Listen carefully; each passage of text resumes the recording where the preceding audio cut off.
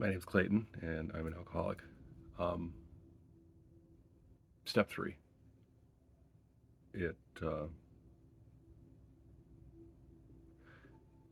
one, admitting I was powerless and my life was unmanageable. That one was pretty easy once I realized the truth behind it, hearing others speak of their own experiences. Two and three, I knew were going to, I believed were going to be tough. Uh, they proved to be easier than I thought they would be. Three being made a decision to turn our will and our lives over to the care of God as we understood him. And I think for me it was that part at the end as we understood him.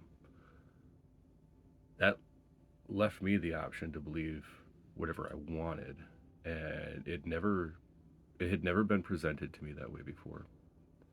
It was always, you must believe this. This is what it is. This is who is protecting you. This is who saved you. It was never my choice. So there I was, getting to believe in whatever above me I wanted to believe in that could help.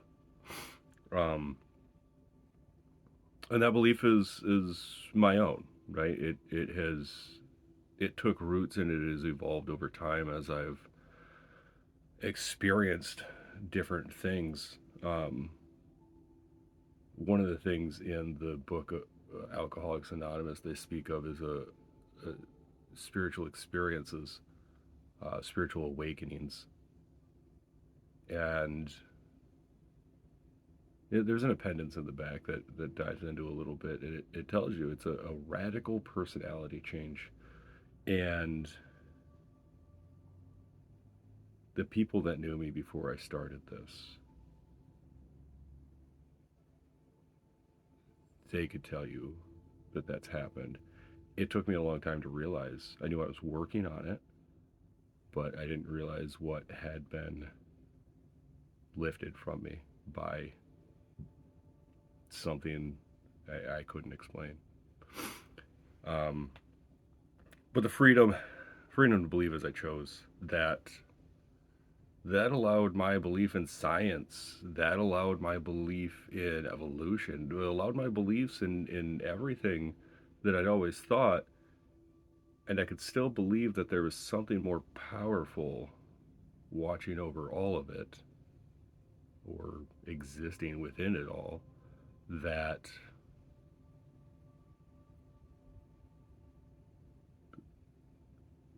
the, today I believe today I believe that the course that we're all on is what was to be. Today I believe that opportunities and life lessons present themselves to you in any number of ways, and only when you're willing to experience the world around you as it is rather than forcing the world to be what you want it to be do you learn those lessons. Today, the belief that a higher power is, it knows where I'm going, and if I can just let go and believe in that, the pains I've experienced, the harms I've done, have all led me to who I am today. And it wasn't until I accepted all of those things about myself, when I stopped fighting all of that, when I came to believe that it happened in order for me to be here today, when that process happened in my mind, that was, I think that was the root of my first real upheaval in my spirituality. That, yeah, it happened. I don't have to hate myself for it. I don't have to regret it, but it is part of who I am, and I can accept that. I can try to make it right to the best of my ability.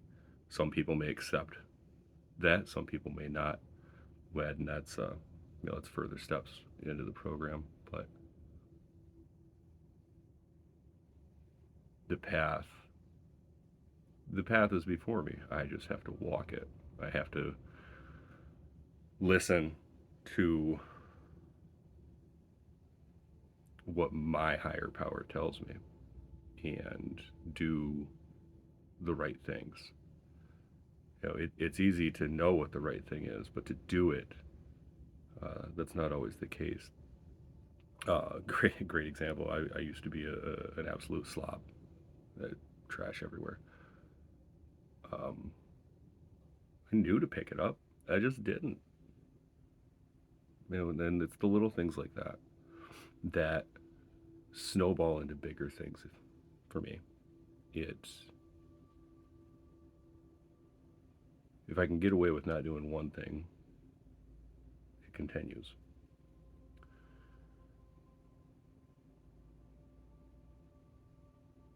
For me, the universe moves the way it moves because things were set into motion by some unknown catalyst, and everything occurs because of that.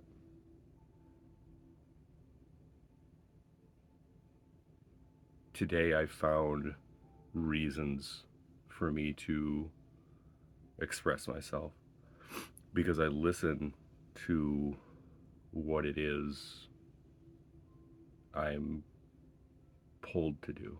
I don't fight what that is. Um, One of those things being, uh, I used to dabble in all kinds of hobbies. Um, and one of those hobbies was never painting. I never painted as an adult, as a teenager. As a child, I remembered enjoying it, and I never could put my finger on why I stopped, other than I thought I was no good at it. And some experiences in picking up brushes and doing some things led to this loon painting back here, uh, that really kind of set in motion unlocking the feelings I had around my dad. Both times I've ever painted a loon in my adult life, within this last year now, year and a half maybe, both times I've ever painted loons, it is not the painting I set my mind to. My mind. I walked into the basement and the second time into my kitchen, both times my anticipation was to paint something pretty. It came from my feelings of darkness, the things I hated about myself, the things I had done that I feel like I can never make right. Both times I set out to do that painting. That painting still sits in my mind, but the two times I've ever gone to make it,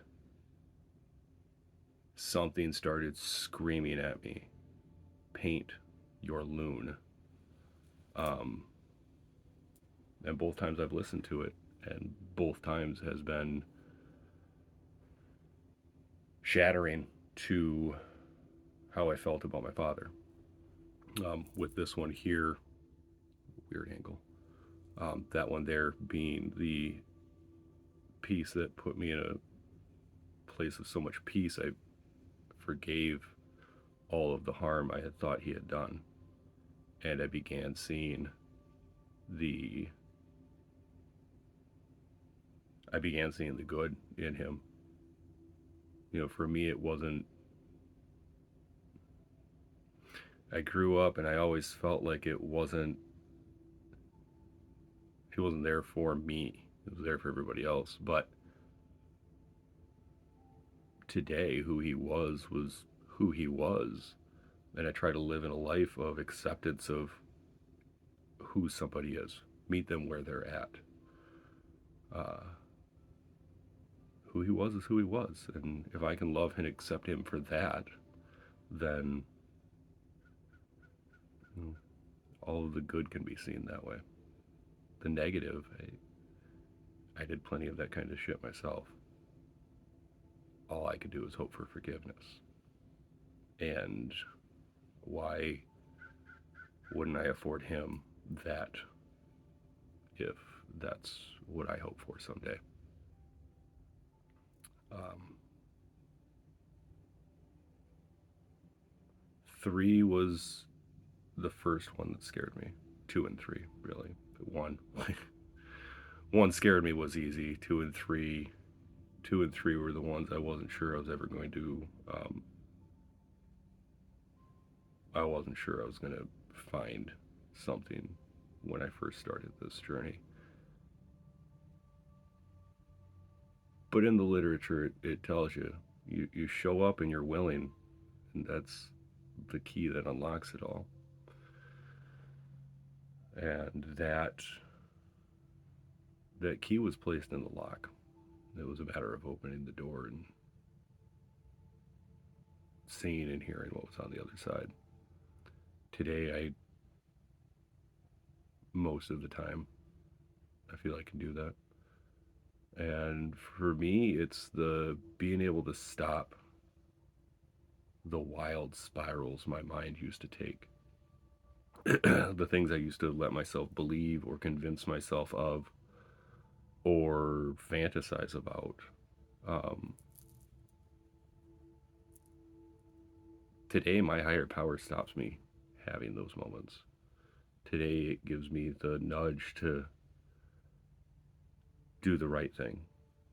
And I don't always have to believe everything in my mind. You know, my addiction is always battling to come back out. I don't have to listen to it. If I just do the next right thing, what feels right for me, then what chance does it have to win me over again? And that next right thing is today. It's loving others, um, caring about people, which